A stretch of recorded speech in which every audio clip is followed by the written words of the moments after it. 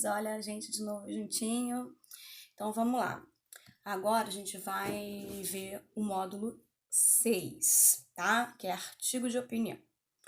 Bom, artigo de opinião não é um gênero textual tão simples, tá? Ele é um pouco mais complexo, dá um pouco mais de trabalho, precisa de um pouco mais de saber de vocês, um pouco mais de empenho, tá? Eu vou tentar explicar da melhor forma possível para vocês. Vamos acompanhar agora, junto com o livro, a apostila, quer dizer, tá? Eu já postei aqui antes para vocês verem um videozinho explicativo, tá? Que ele vai me auxiliar. Assim, quanto mais explicação, melhor sobre isso, porque os conceitos, né, são um pouquinho complexos de vocês aprenderem. Então, vamos lá. O que a gente tem que saber aqui, né? Vamos começar na página 144, tá? Vamos direto aqui para aprender. Bom, artigo de opinião, conceito de artigo de opinião. Artigo de opinião é um gênero textual presente predominantemente em mídias jornalísticas, em que o autor, chamado articulista, tem por objetivo expressar seu ponto de vista sobre os assuntos polêmicos ou de interesse coletivo, a fim de convencer, persuadir o público leitor. Aí pede que vocês leiam aqui o próximo texto, né? Para analisar, para a gente poder analisar esse gênero textual. Então, vou pedir que vocês leiam, tá? Em voz alta, respeitando vírgula, ponto. Se eu ler isso aqui com vocês, a minha aula vai acabar ficando muito longa, tá bom? Então, leiam esse para vocês. E aí, a gente continua aqui logo a seguida falando as características do gênero. Então, é só você pausar o meu vídeo, ler e a gente volta aqui, beleza? Vamos lá. O artigo de opinião que você leu, né? Você leu um artigo de opinião. Faz reflexões críticas sobre o comportamento das pessoas em relação às novas mídias digitais e outras tecnologias. O autor, ou seja, quem escreveu esse artigo, apresenta argumentos para sustentar a sua tese a respeito de uma mudança significativa que vem ocorrendo no modo de vivenciarmos as experiências. Apresentar uma tese e propor argumentos para defendê-la são elementos essenciais de um artigo de opinião. Agora vamos conhecer outras características desse gênero. Então vamos lá. Você tem um posicionamento crítico de um determinado assunto, né? Sobre um determinado assunto. Se você é a favor ou contra um determinado assunto do momento que diz respeito a toda uma população. E aí você que vai escrever esse artigo se chama articulista. Vamos ver um pouquinho do que é um articulista, tá? Articulista, isto é, o autor do artigo de opinião tem por objetivo expressar seu ponto de vista sobre determinado acontecimento ou assunto, geralmente polêmico, de interesse coletivo. O articulista posiciona-se a respeito desse acontecimento ou assunto defendendo, atacando ou mantendo numa posição intermediária. Saber quem produziu o artigo pode fazer bastante diferença no modo como vamos interagir com o texto. Isso porque o articulista pode ser um jornalista com opinião formada sobre o assunto ou um especialista que se destaca no seu campo de atuação. Nesse sentido, é comum ver médicos, pedagogos, economistas, cientistas políticos, entre outros, produzindo textos de forma analítica e pertinente, já que detêm conhecimento específico para abordar o assunto que está sendo discutido. Assim, lendo o artigo de opinião, o leitor tem a chance de conhecer mais profundamente as questões que envolvem o assunto e de adquirir melhores condições para adotar uma posição. Os artigos são assinados por seus autores e não necessariamente representam a opinião do veículo de comunicação no qual foram publicados. O texto em análise mostra, portanto, o assunto pelo olhar do físico Marcelo Gleiser. Tá? E tem aqui falando do Marcelo Gleiser na página 146. E aí a gente vai falar agora um pouquinho de estrutura. Como é a estrutura desse seu texto argumentativo? O artigo de opinião apresenta uma estrutura tradicional: introdução, desenvolvimento e conclusão, uma sequência lógica fundamental para o entendimento deste texto, tá? Você vai ter, logo que você começa, um título que já diz um pouquinho daquilo que você vai dizer na sua introdução, né? Porque o assunto você vai abordar logo no início e o título muitas vezes traz o assunto, né? Revela sobre o que você vai falar e chama a atenção do leitor. Vamos lá. Lendo aqui, de acordo com o texto do livro, da apostila, desculpa, diz assim: é a síntese sugestiva e instigante do texto. Pode antecipar de forma explícita ou implícita a questão que será analisada ao longo dos parágrafos. Né? Então, tá assim: deveríamos viver a vida ou capturá-la? Note que o questionamento apresentado no título do artigo é uma provocação ao leitor. O articulista busca estimulá-lo desde o início a fazer uma reflexão sobre o tema central, que será desenvolvido na sequência do texto. Então, se perceba aí que no título já retrata, né, já busca informar o leitor sobre o que ele vai ler, tá bom? Bom, vamos ver aqui, contextualização, que seria, né? Em um artigo de opinião é indispensável situar o leitor. É preciso oferecer-lhe referências espaciais e temporais capazes de pô-lo a par do que será discutido no decorrer do texto. Releia o fragmento a seguir. Um artigo recente do New York Times explora a onda explosiva de gravações de eventos feitas em smartphones, dos mais significativos aos mais triviais.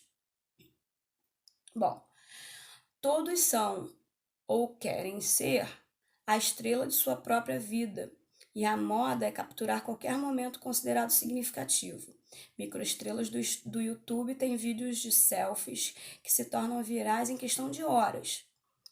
Com o mais recente do jornalista Scott Welsh, gravado durante um voo da companhia aérea JetBlue Airways, em que as máscaras de oxigênio baixaram devido a um defeito mecânico. Se você se depara com a morte, por que não compartilhar seus momentos derradeiros com aqueles que você deixou? Note que nesse caso, né, a contextualização é feita em 2 parágrafos, tá? O articulista utiliza então uma situação ocorrida de uma viagem para contextualizar o leitor por meio de exemplificação a respeito do comportamento da maioria das pessoas atualmente, né? Que é capturar no celular, seja no momento que for, para poder compartilhar, tá bom? Aí vamos lá, a tese. Tese é um posicionamento crítico a respeito do tema que será desenvolvido. Geralmente apresentada nos parágrafos iniciais, defendida com argumentos ao longo do artigo. A tese pode ser apresentada explícita ou implicitamente. No texto do Glaser, né, esse que vocês leram agora, a tese é apresentada no 4º parágrafo e elaborada por meio de reflexões e perguntas retóricas, deixando implícito o posicionamento, né, do articulista. Tá? Vamos reler aqui um pedacinho. Estarão as pessoas esquecendo de estar presentes no momento, espalhando seu foco ao ver a vida através de uma tela? Você deveria estar vivendo a sua vida ou vivendo para que os outros vejam? É um questionamento, né?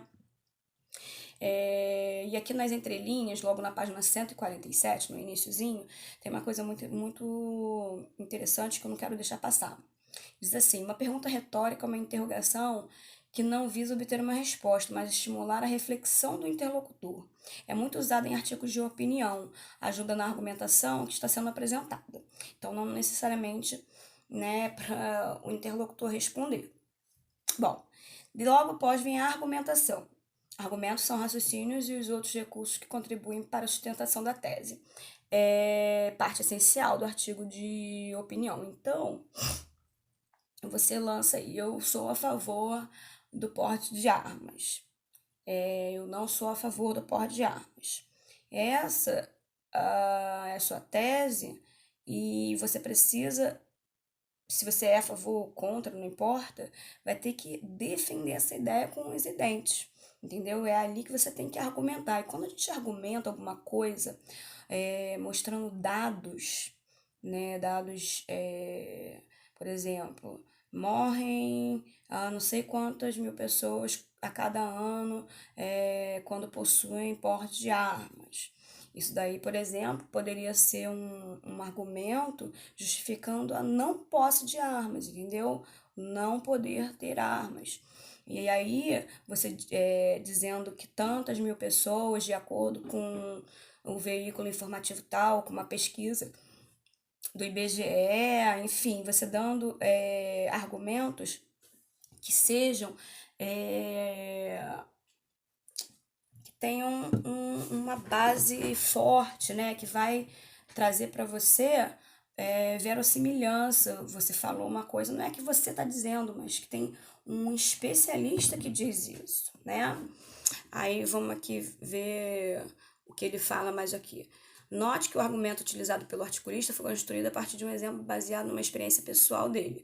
Ter visto que, em vez de observar o eclipse e usufruir da emoção que ele provoca, os passageiros do navio se puseram a registrá-lo. Também exemplificar, né, uma situação vivida é outra forma de você argumentar. Tá? Você botar fonte de pesquisas, falar que um especialista, expert no assunto, falou, né? Isso tudo, ou uma vivência sua que mostrou que aquilo, né, acontece, tudo isso embasa o seu argumento, né? Você argumenta com base em alguma coisa que é sólida. E a conclusão é o desfecho do artigo. Nele não é necessário retomar a tese, mas é preciso inserir uma reflexão final, uma constatação ou uma solução para o problema discutido ao longo do texto, tá? Na conclusão, o artigo autor, aqui no desfecho, né? As vidas se tornaram um evento social compartilhado, é por isso que eu tendo a usar tecnologias minimamente para mostrar imagens, gráficos ou citações significativas. Ele conclui, né, constata que em tempos de redes sociais as pessoas preferem compartilhar todos os momentos, deixando de viver isso de fato. E aí eu vou contar uma coisa para vocês que eu vivi com essa questão, né, de fotografar, filmar. Minha filha, quando era pequenininha, eu tinha essa mania. Ela ia se apresentar, festinha da mãe, jazz, qualquer coisa. O que que eu fazia? Pegava meu celular e filmava. Eu não curtia o momento dela. Eu não curtia ver ela viver aquele momento.